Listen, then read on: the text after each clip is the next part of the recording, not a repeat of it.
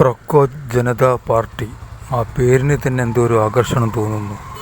പേര് കേൾക്കുമ്പോൾ തന്നെ ആ പാർട്ടിയിൽ പങ്കെടുക്കാനും ചേരാനും അതിൽ പ്രവർത്തിക്കാനും തോന്നുന്നു. എന്തോ ഒരു ആകർഷണമായ ഒരു പേര് അദ്ദേഹം സ്വീകരിച്ചു. അദ്ദേഹം ഏറ്റവും വലിയ ബുദ്ധിമാനാണെന്ന് അദ്ദേഹം തന്നെ തെളിയിച്ചു.